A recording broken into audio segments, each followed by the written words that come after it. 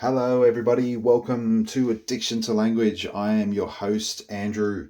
Now, today, let's take a look at the word solid because there is much enlightenment, inverted commas, to be gained by understanding where it comes from and the deeper meaning that's locked up within it.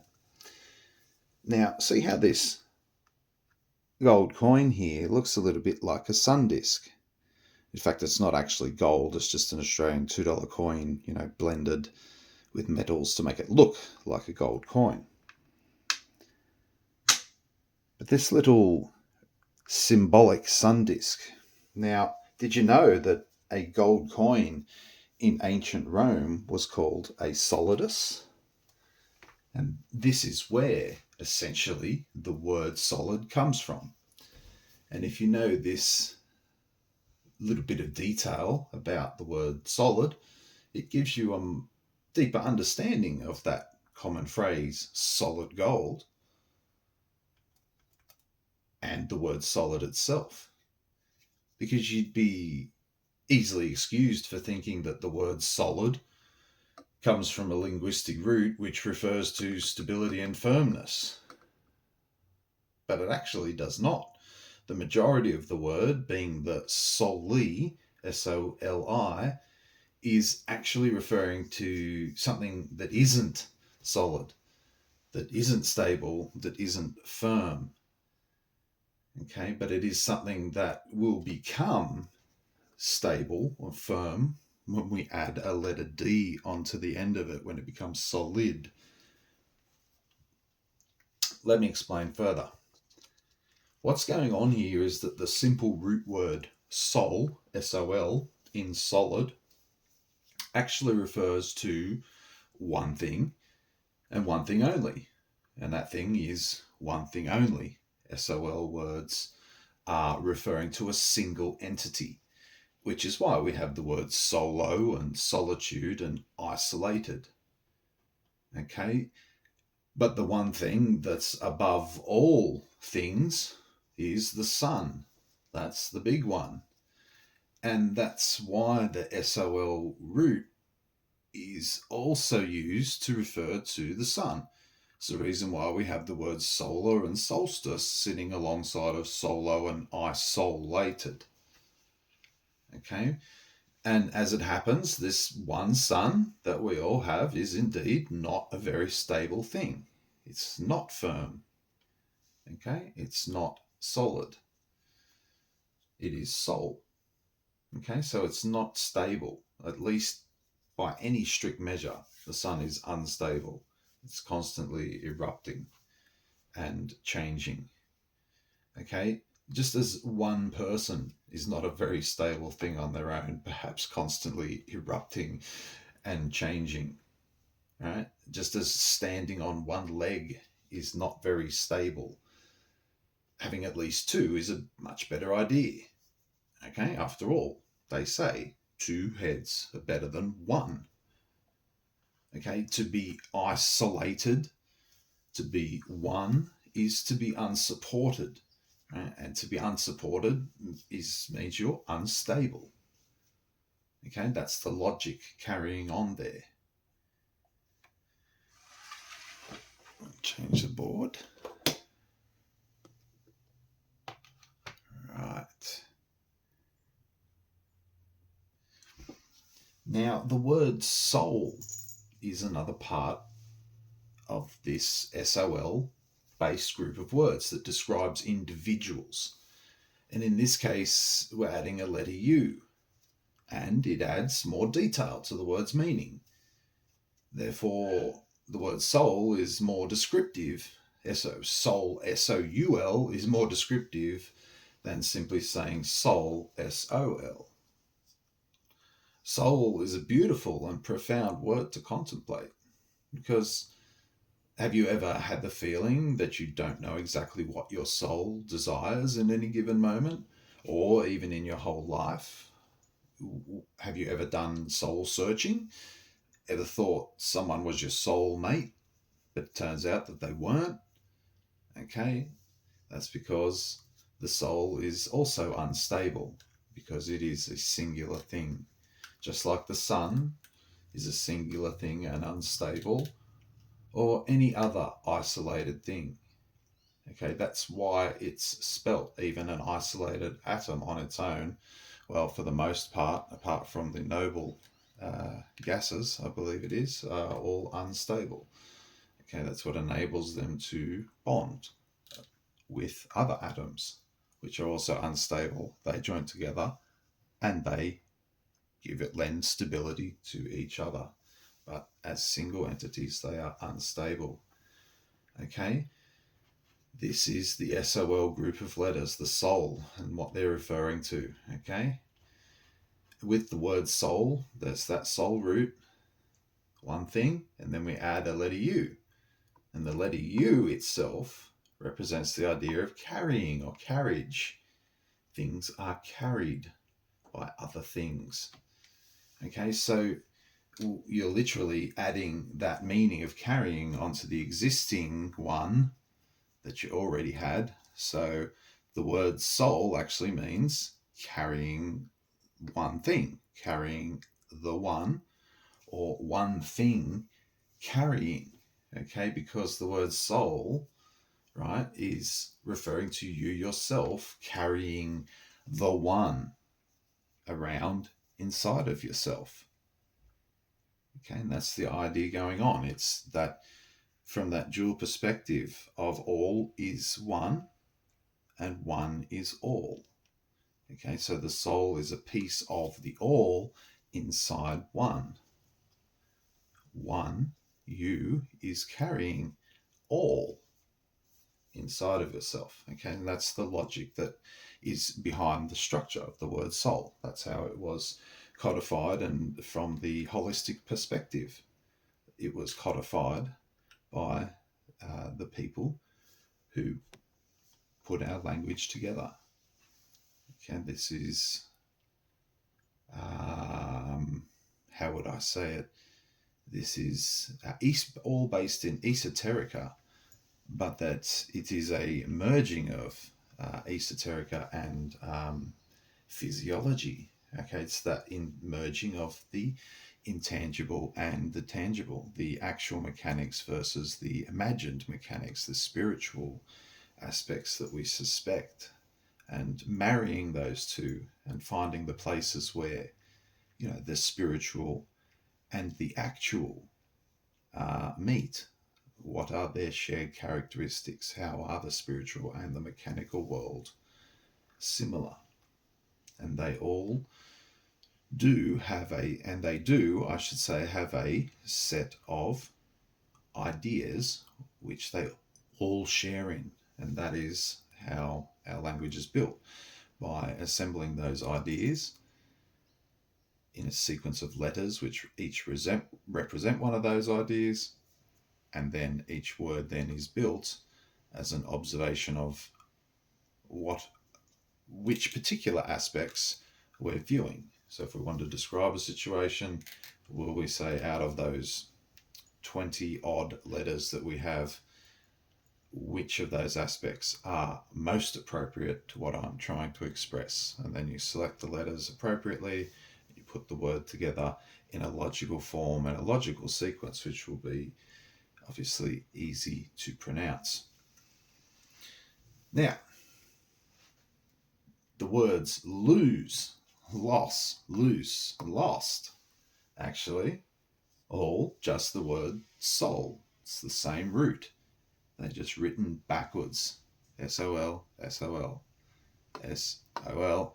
Okay, apart from the double O and the silent E and a double S here and a silent E there, we still retain the basic linguistic root of S-O-L, just written in reverse.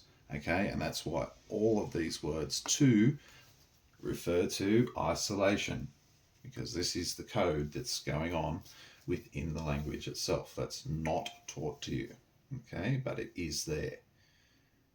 Okay, so these same letters, presence in any order, means that the words ultimately have the same meaning, not definitions, but they have the same meaning. Okay, meaning is a much deeper and much more generalized and core idea that's shared amongst all of the definitions. A meaning is the average of all definitions. That's why it's called the mean. And because you take all the definitions for words that we have and find what the average of them is, that's the meanings. Okay, because that's why we have so many synonyms, again, for words. There's so many different ways we can describe things. Well, each of these descriptions can be categorized into linguistic roots, which each have a far deeper singular meaning shared between all of the definitions. Okay. Finally, the word silo, right? Here we go again. Talking about isolation again, aren't we? SILO. And that is even exactly all of the SOLI letters from soli, just arranged in a slightly different order. It becomes from soli to silo. Okay? And when you think about it, a silo situation is actually one where you have one thing which is stored inside of another one thing. So a silo situation is more than a little bit, exactly like, bingo, a soul inside of a body situation. One thing carrying one thing. Okay, so we establish this way that the SOL root means one thing. And then we can look at the full word in question, the solid. Okay, and the letter D's job in language down the bottom here, okay, is to negate. It's to not be, to not have. Okay, so when you take something which means not stable on not or means not stable and means alone, we add a D and we reverse that meaning. We counter it. And now solid means not unstable, not unfirm. It means it is firm. It is reversed it. Okay. What was on its own and isolated, isol, right? Now it's not alone. It's not isolated. D's not. Okay? That's how it works. It flips it and reverses it. So in the complete context and the deepest meaning for solid and why it exists is that system where we have sol, okay, and then we reverse it with the letter D. And now it's not sol. It's not alone. And here's the real crux of the idea and the philosophy behind these words and this system, right? Okay, solidity is something that can be physically felt. Okay, you can touch it and you can hold it, as opposed to solar activity, solarity, which is something that cannot be touched or held. It's intangible. Okay, can't hold the soul and you can't hold what comes from the sun. Okay, and this solidity or solidarity, right? Same exact root. Okay, solidarity is achieved when people and or even atoms come together. Okay, that's how we get solid forms, tangible items, material. Is atoms joined together? If they don't, then you can't touch it. Okay, and then when people come together, they follow the same principle. They form bonds, come together, and they create something solid. They bond, okay? It erases solidarity, erases loneliness that you get. Each soul is alone until it is with other souls, okay, joining together. That's just the basic science, right? That's the repeatable, reliable science. You don't need to get too complicated. It's the broad strokes mechanics which say this is how things work. Okay? Two things come together. Right? And this is the repeated and reliable science that is woven into the structure of language itself. Okay, that each one thing provides support to another one thing. Togetherness of solidarity provides something or someone with something that they can actually physically touch and hold, such as a gold coin or a solid gold coin or a solid gold person. Okay, so it doesn't matter whether it's a living people or if it's inanimate objects, inanimate atoms. It doesn't matter because the underlying universal mechanics they obey are exactly the same. Okay, and those broad stroke, root level universal mechanics are what the words you speak every day are actually formulated to mimic and honor, to replicate. Okay, in that way, the words we use are an eternal store of wisdom and insight into the divine nature of universal order, at least to the best of our brightest minds over the course of millennia have been able to formulate, decode, and formulate. Okay. There you have it. That's how the word solid is built. That's how it came into existence, and that's what it really means to I haven't gone to quite the deepest level because I could break down each of these letters, and let me do it quickly for you. Okay, let's just look at SOL. Okay, and it means letter S is symbol. It represents sign or symbolism. Okay, the letter O represents cycles. Okay, cyclical activity. And the letter L represents the joining of things. Okay, so in its full context, the what is soul is symbolic of the cycle of joining. Okay, and that is quite deep to understand because something that is symbolic of a cycle of joining is not in fact a cycle of joining itself. It is a sign of it. It is symbolic of it. Okay, and in that way, what is you? What is your solar personality? Your soul is a product of the actual cycle and of joining. That cycle of joining is the cycle, as I said, of people coming together and forming bonds. And when they did that, they produced something that was you.